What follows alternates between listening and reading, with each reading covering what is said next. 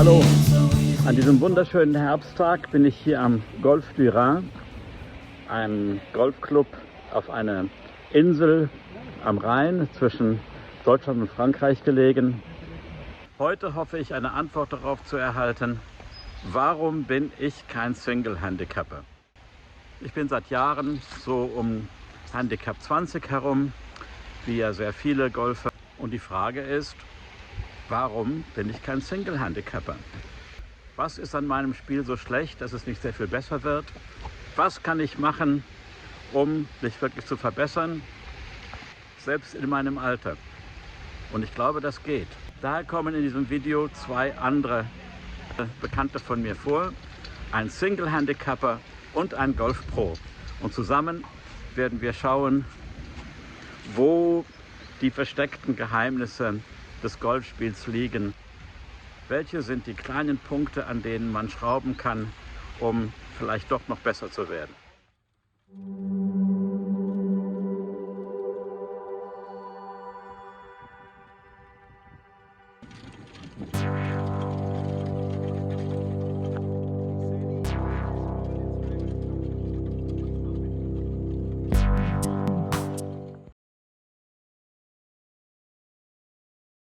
Da haben wir hier einmal Freddy und Alex. Wie alt warst du, als du angefangen hast? 18 Jahre. 18 Jahre. Und mit Unterricht gleich? Nein, eigentlich weniger Unterricht. Unterricht nahm ich erst später, wenn ich so einen Durchhänger hatte und nicht mehr weiter wusste. Dann hatte ich einmal Unterricht. Aber in dem Großen und Ganzen habe ich mir eigentlich das alles selber erarbeitet. Und welches Handicap hast du jetzt im Moment? Mein Index ist zurzeit 4,5. Na gut. Na Alex, hallo. Hallo. Wann hast du angefangen, Golf zu spielen? Tatsächlich sehr früh, dadurch, dass mein Vater Golflehrer war, meine Mutter einen Pro-Shop hatte, bin ich quasi mehr oder weniger auf dem Golfplatz groß geworden. Vielleicht 5, 6 Jahren schon. Und du bist jetzt Golf-Pro hier in Chalampé. Seit wie vielen Jahren bist du denn schon Golf-Pro? Seit 2006. Wir haben Golf-Pros auch ein Handicap? Wie ist das? Nein, als Pro habe ich kein Handicap. Also wenn man mit dir spielen würde, ein normales Spiel, dann hättest du eine Vorgabe, also 0, dann wärst du Handicap 0, mehr So oder wird es weniger. quasi eingestuft, genau. Ah, gut. Mit diesen beiden hier werden wir jetzt zu dritt mal versuchen, die Geheimnisse des Golfs zu entschlüsseln und festzustellen, ob es auch für mittlere Clubspieler noch Chancen geben kann, sich zu verbessern. Ja, wir sind hier an einem Abschlag. Freddy, nimmst du eigentlich immer den Driver bei einem Abschlag als Single-Handicapper? Nein, das würde ich nicht so sagen. Nein, je nach Situation, nach Wetter und Wind wähle ich den Schläger aus, den es dazu braucht. Aha. Das kann auch einmal ein Eis sein, das kann mal ein Fünferholz sein. Aber in der Regel, wenn ich Platz habe und wenn ich vernünftig spiele, nehme ich den Driver. Aha. Ja, und jetzt hier zum Beispiel? Ja, hier ist tatsächlich so eine typische Bahn, wo das zum Tragen kommt. Ich selber würde jetzt hier den Driver nicht nehmen, weil ich wüsste, auch durch die Kenntnis meiner Schlaglänge, dass der Bereich, wo der Ball landen wird, eigentlich der engste und gefährlichste Bereich bei meiner Länge ist. Wenn ich den Ball etwas kürzer spiele, auf die linke Seite, habe ich wenig Risiko, kann aber immer noch das Grün in 2 erreichen, habe also keinen Nachteil. Wie siehst du das, Freddy, hier? Dadurch, dass meine Länge nicht vergleichbar ist mit den Pros, bin ich fast gezwungen, den Driver zu nehmen. Aha, okay, dann versuchen wir es mal. Ich sehe hier hinten dieser Bunker, der ist auf so 160 Meter. Also das ist für mich durchaus möglich, dass ich da lande, wenn ich meinen Bunkertag habe. Also muss man ein bisschen nach links zielen. Na, mal schauen, wie es geht. Ich wähle mir beim Abschlag schon aus die Seite, wo ich nicht hinspielen möchte. Und das macht einen Unterschied, ob man rechts oder links auftiet. Das macht einen Unterschied, ja. Ja, aha, interessant. Wenn ich auf der rechten Seite aufziehe, kann ich vom Hindernis wegspielen. Ich habe eine Linie, wo das Hindernis auch gar nicht in meinem Blickfeld ist. Wenn ich auf der linken Seite aufziehen würde, wäre die Fläche, wo ich anspielen kann, viel geringer und bei nur einem leichten Drall nach rechts kommt der Bunker ins Spiel. Ah, danke, gut.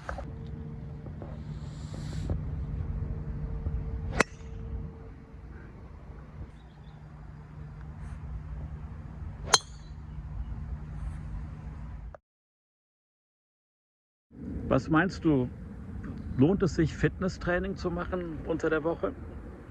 Oh ja, definitiv.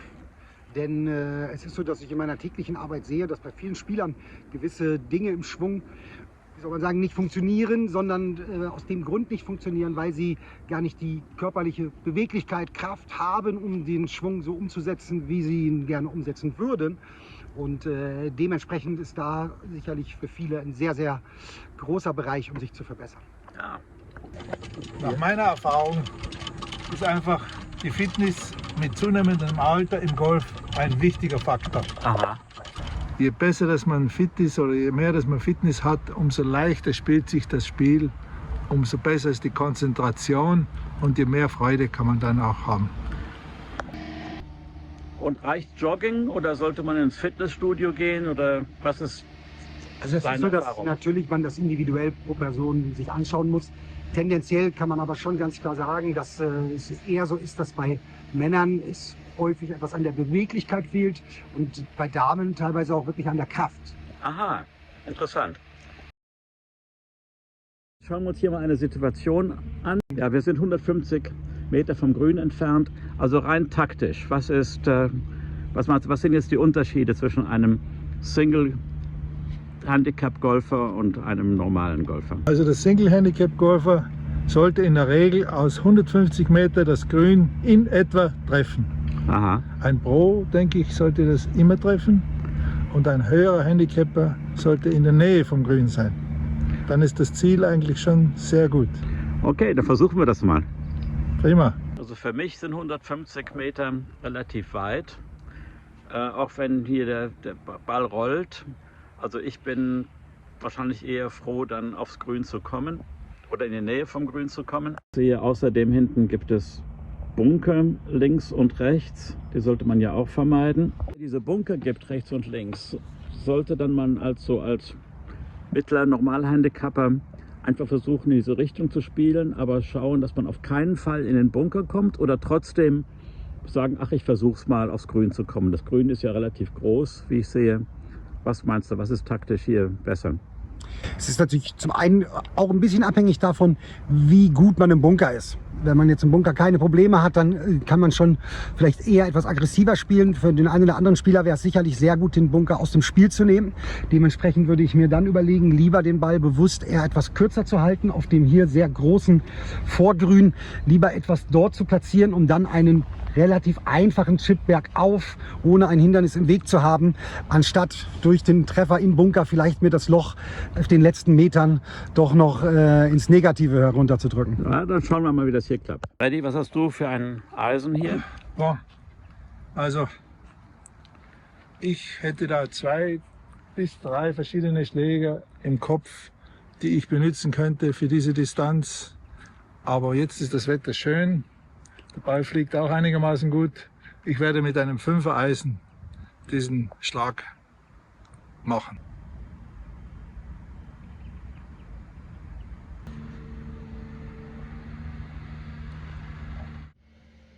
Ich werde hier mein Hybrid nehmen, dass ich aufs Grün komme.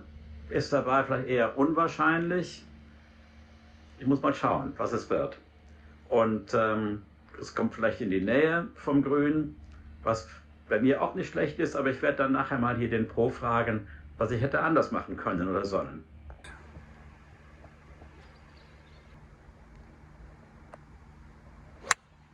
Das war ein wunderbarer Schlag, Herr Gregor. Also ich bin in der Tat, war etwas kürzer, aber im Bunker. Ich bin jetzt im Bunker gelandet. Also hätte ich doch einen anderen Schläger nehmen sollen, einen, der länger geht oder einen, der sicherheitshalber kürzer geht, um keinesfalls im Bunker zu sein? In dem Fall würde ich tatsächlich sagen, dass ich die Schlägerwahl korrekt fand. Aus folgendem Grund. Denn ich bin nicht der Meinung, dass Sicherheit per se immer besser ist. sondern es geht ja auch immer darum, was kann ich gewinnen, was kann ich verlieren. Und bei dir fand ich, war die Chance hoch, das Grün zu erreichen. Punkt 1, also es hätte Belohnungen geben können. Und Punkt 2, im Bunker bist du, so wie ich dich kennengelernt habe, ein guter Spieler. Das heißt, es ist jetzt auch nichts Dramatisches passiert. Dementsprechend hätte es sich lohnen können und wir haben eine Situation, die für dich lösbar ist. Wo du gerade Bunker sprichst, gut, ich habe einmal Unterricht mit dir genommen für den Bunker. Aber ist es eine Sache, die sich also lohnt zu trainieren? Sollte man sehr viel mehr Zeit aufwenden, um im Bunker zu üben? Für viele ganz sicher. Also es ist so, dass ich doch immer wieder sehe, dass Bunker ein Schlag ist, wo sich viele mit schwer tun. Und vor allen Dingen, finde ich, muss man oftmals einen Schritt weiter denken. Wenn ich vor dem Bunker Angst habe, bin ich schon bei dem Schlag zum Grün vielleicht weniger frei, kann schon taktisch weniger einen aggressiveren Schlag spielen, weil die Gefahr groß ist, wenn ich in diesem Bunker lande, dass das Loch schlecht wird.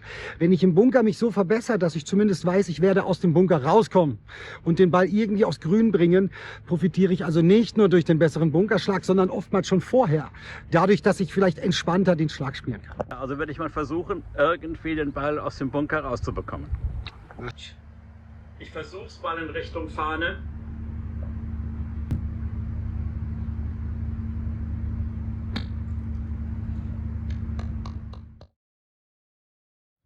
Und was meinst du? Also ich bin nicht so lang mit dem Driver, man macht ja als normaler Golfer auch manchmal Fehler.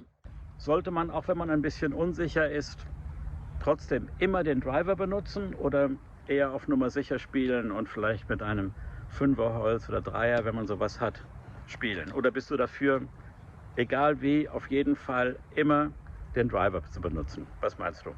Ich denke, es ist sehr in Abhängigkeit der Bahn zu sehen. Also immer den Driver, denke ich, ist ganz sicher keine gute Idee, gerade bei einigen Bahnen, die von taktischer Natur Gefahren bringen, die eng sind, viele Hindernisse haben, kann es sehr viel sinnvoller sein, den Ball erstmal zu platzieren.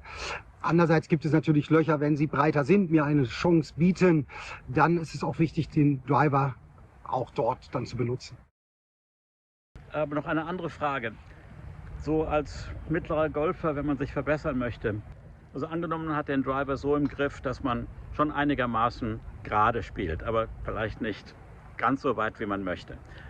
Sollte man dann eher mehr Zeit auf der Driving Range verbringen, um dann noch die 5 Meter oder 10 Meter weiter rauszukitzeln? Oder sollte man die gleiche Zeit eher darauf verwenden, das Kurzspiel, das Putten, das Chippen, das Pitchen zu üben? Was meinst du? In dem Fall würde ich definitiv sagen, ist das kurze Spiel sinnvoller. Wenn es wirklich nur um ein paar Meter sich dreht, wird häufig diese paar Meter überschätzt in der Wirkung, im Gegensatz dazu, was beim kurzen Spiel eingespart werden kann. Danke, ist ein guter Tipp.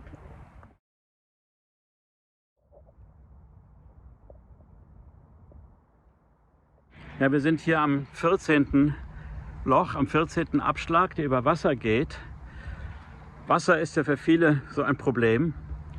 Gibt es da irgendwelche Tipps? Was unterscheidet da einen Single-Handicapper von einem Normalgolfer? Freddy, wenn du hier vor dem Wasser stehst, was denkst du? Ja, ich schaue mir schon die Situation an, von wo schlage ich ab. Das ist auch ein wichtiger Faktor. Schlage ich eher mehr von den Vorhand-Tees oder eher von den Back-Tees. Dann überlege ich mir auch, was will ich vermeiden. Dass ich übers Wasser komme, ist kein Thema. Das ist in der Regel zu 99% der Fall. Aber man muss einfach sich konzentrieren, einen soliden, guten Schlag machen, damit man komfortabel und sicher übers Wasser kommt. Mhm. Und du als Coach, hast du noch irgendwelche Tipps oder Anregungen? Was meinst du? Was denken die Leute zu viel oder zu wenig, wenn sie vor einem Wasser stehen? Ich sehe tatsächlich, dass oftmals die Routine vor dem Schlag, die sogenannte Pre-Shot-Routine, sich bei den Spielern, die eher unsicher sind, verändert. Das heißt, anstatt sich die Situation anzuschauen, einen Punkt zu suchen, wo sie hinwollen, ihre Routine, sei es ein Probeschwung, was auch immer sie haben, durchzuführen. In diesen Situationen ist es so, dass sie denken, sie müssten besonders gut, sie wollen besonders weit und dann werden sie hektischer, kraftvoller und verlieren eigentlich ihren Schwung. Und dann ist ein Schlag, den sie sonst meistern würden, auf einmal nicht mehr so gut, weil sie einfach oftmals zu technisch und zu viel Druck. Und was ist dann der Tipp? Also eher den Schwung verlangsamen und schauen, dass man genau trifft? Ich würde gar nicht sagen verlangsamen, ich würde sagen, seine Routine durchzuhalten. So wie man im Idealfall bei jedem Schlag eine Herangehensweise hat, zum Beispiel ein Probeschwung, sich das Zwischenziel zu suchen, das Ziel auf der Bahn und dann vielleicht maximal einen Schwunggedanken zu haben, schwing durch oder verkrampf die Hände nicht, sei positiv und sei locker, irgend so etwas. Aber diese Routine anzuwenden und nicht das als so eine ganz spezielle Situation, wo alles kommen muss, denn das geht meistens in die Hose. Okay, dann versuchen wir das jetzt mal hier. Ja, was ist dir noch so aufgefallen, Freddy, als Tipp, wenn du mit anderen Leuten spielst, die vielleicht nicht ganz so gut sind wie du? Ich kann sagen, dass auch bei guten Spielern die Schlägerwahl manchmal verkehrt ist. Die nehmen eher den Schläger, der kürzer ist, aber dafür härter gespielt werden muss, als wie den Schläger, mit dem man komfortabel die Länge überwindet. Das ist sehr, sehr oft der Fall und das ist manchmal sehr zum Nachteil. Was bedeutet das konkret? Also, dass jemand... Konkret heißt das, dass ich zum Beispiel für eine Länge von 120 Meter, in der Regel würde ich ein 9-Eisen, eventuell 8-Eisen spielen. Aber es gibt auch Tage, wo man ein 7-Eisen nehmen sollte, damit man dort komfortabel hinkommt. Aha. Und du sagst, manche Leute, die überschätzen ihre eigene Länge zu viel und sind dann zu kurz. Meistens ist das der Grund. Ah, interessant.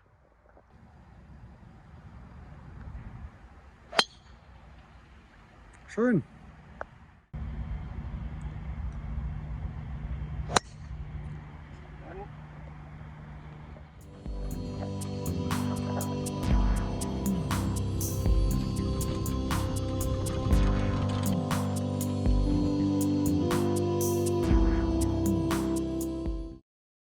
Na, ich will doch noch mal zeigen und lernen, wie das mit den Chips und mit dem kurzen Spiel ist. Dafür bin ich hier auf der sehr schönen Dreiloch-Trainingsanlage vom Golf du Rhin. Hier sind ja, 3 Löcher, alle so 90, 100 Meter lang. Und hier jetzt auf diesen Grüns, die keine Probegrüns sind, sondern sind genauso gut gepflegt wie die richtigen Grüns auf dem Platz. Also sehr gut, um hier die Chips zu üben. Hier eine normale Situation, man ist zu kurz. Die Fahne ist hier, wie weit ist die weg hier? 20 Meter vielleicht? Freddy, auf diese Entfernung, was für einen Schläger nimmst du in der Regel? Hoch, man muss den Ball hochspielen, das heißt, er soll eine gewisse Flughöhe haben. Ich würde hier einen 56 oder einen 52 Grad Wedge spielen. So, dein Tipp für einen normalen Feld-, Wald- und Wiesen-Golfer, der vielleicht das nicht so unter Kontrolle hat, einen hohen Flugbahnball zu schlagen. Was ist dein Tipp? Mein Tipp ist, sich bei der Bewegung darauf zu konzentrieren, gerade bei kurzen Annäherungsschlägen, stabilen Stand zu haben, das Gewicht eher am vorderen Fuß und vor allen Dingen die Schlagfläche, den Schläger mit diesen Distanzen eher ruhigen Handgelenken durch den Ball zu führen. Ich sehe vor allen Dingen immer wieder, dass Spieler dem Ball helfen wollen, das sogenannte Löffeln. Sie gehen eher hoch, um den Ball hochzubringen. Er geht aber der Schläger hoch und dadurch wird der Ball dann oftmals getoppt und kontrolliert. Suche ich das mal und du kannst ja dann sagen, ob das einigermaßen richtig gewesen ist, okay? Mein Sandwich. Und du meinst eben mit dem Körper rüber und den Rest ruhig lassen. Ja, das Gewicht bleibt eher links, die Hände sollten im Treffmoment etwas vor dem Ball sein. Und die Füße, machst du die Den Stand etwas zu öffnen, ist eine Sache, die man machen kann.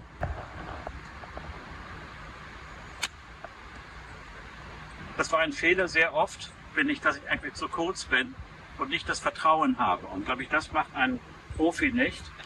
Ich muss jetzt einfach mal mehr. War vor allen Dingen sehr gut zu sehen, auch durch das Pivot, dass der tiefste Punkt, genau das, was ich angesprochen hatte, war ein ganzes Stück zu weit hinten. Warum? Weil das Gewicht nicht vorne war und der Schlag zum Ziel ging, sondern es war zu früh Boden. So, dafür war der in Ordnung. Sehr viel besser. Okay, ja, in dieser Situation erstmal würde ich mir überlegen, welcher Schlag ist gefragt. Tatsächlich aufgrund des kurzen Wegs, den er bei rollen kann, Schläger mit viel Loft. Die Bewegung aufgrund der Distanz tendenziell eher relativ kurz. Gewicht zum vorderen Fuß, Ball ganz leicht hinten. Und mein Hauptgedanke, die Schlagfläche möglichst square durch den Ball zu führen.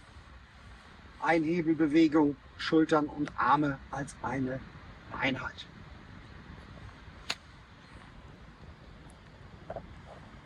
Hervorragend.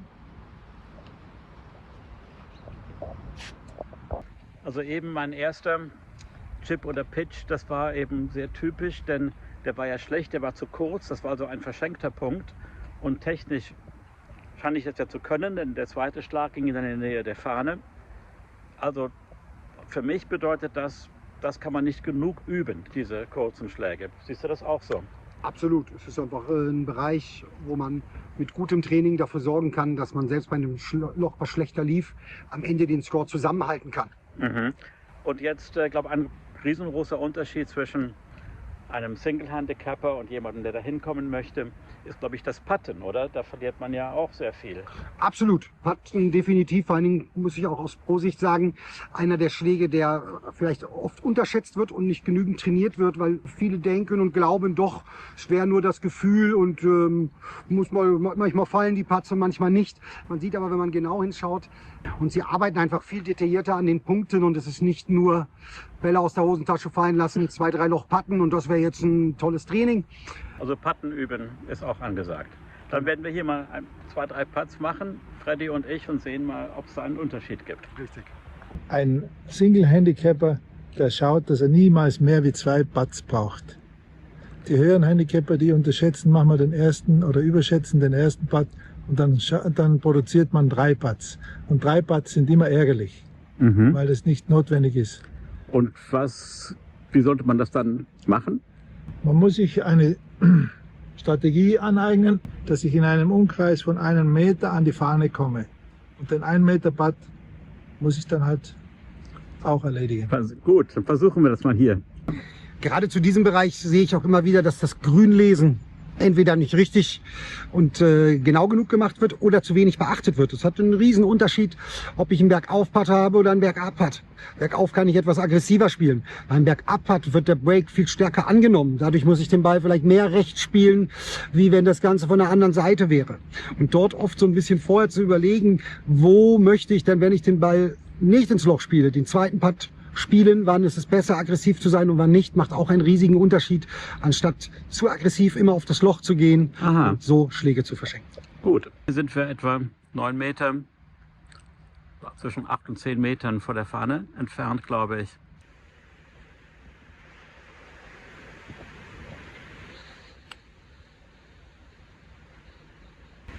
Etwas zu kurz.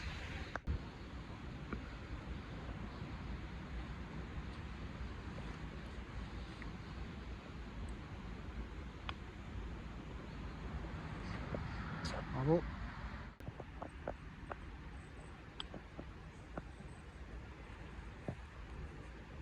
Zu kurz auch. Ja, mein Putt war zu kurz. Und wenn das natürlich öfters passiert, erklärt das, wieso ich kein Single-Handicapper bin. Und das ist vielleicht viel wichtiger, als ob ich beim Drive 5 Meter weiter schlage oder nicht. Hier verliert man die Punkte, oder ich zumindest. Ja, manche Leute geben ja Unsummen aus für Equipment und zahlen Hunderte für irgendwie einen neuen Driver und andere Schläger. Was meinst du, ist das wichtig? Ich würde tatsächlich sagen, dass es sehr wichtig ist. Was ich noch immer wieder sehe, dass, wie soll man sagen, falsch gekauft wird. Das heißt, teilweise wird der neueste Driver gekauft, aber es ist eher wichtig, dass die Schläger gefittet sind. Das heißt, es muss jetzt nicht unbedingt der neueste sein, es muss auch nicht der teuerste sein, aber der Schläger muss zu dem Schwung, zu dem Spieler, zur Spielerin passen. Denn es macht einen riesen Unterschied, ob ich einen langsamen Schwung habe und dann der Schaft vielleicht zu hart ist. Oder das Gegenteil. Auch der Loft beim Driver, extrem wichtig, dass der stimmt zu der Bewegung für die optimale Länge. Und Golf ist schwierig genug teilweise, deswegen würde ich immer einen Schläger nehmen, der mir hilft und keinen, der gegen mich arbeitet. Machst du sowas eigentlich auch als Pro, dass du Schlägerfitting machst, oder sind das Spezialisten, die sowas machen? Also es ist so, dass es natürlich in den Golfshops das Fitting gibt, weil die das ganze Equipment haben. Was allerdings hier ohne weiteres möglich ist, dass wir dadurch, dass wir den Trackman haben, anhand der Zahlen sehen können, ob das, was die Spieler haben, zu ihnen passt oder nicht. Und wir können ihnen zumindest dann sagen, da wäre es besser mit einem zum Beispiel härteren Schaft, weicheren Schaft, 2 Grad Loft mehr beim Driver zu trainieren, und viele nehmen dann teilweise Schläger mit von Shops. Wir testen sie hier und können 1:1 dann wirklich den Unterschied sehen und erkennen, ob es lohnenswert ist, dort zu wechseln. Ja, vielen Dank. Das können wir uns ja vielleicht mal bei einem anderen Video genauer anschauen, wie ihr das hier macht. Wenn du einen Trackman hast, das ist ja immer ein interessantes Werkzeug. Also hoffentlich klappt das, dass wir hier in Zukunft noch einen anderen Film machen können über solche Schlägerunterschiede und wie man so etwas messen kann. It seems so easy, it's so easy, it's so easy. Oh, so doggone easy, doggone easy, doggone easy. It seems so easy, it's so easy, it's so easy, it's so easy. When you're concerned, my heart has learned. So easy, it's so easy, it's so easy. Oh, so doggone easy.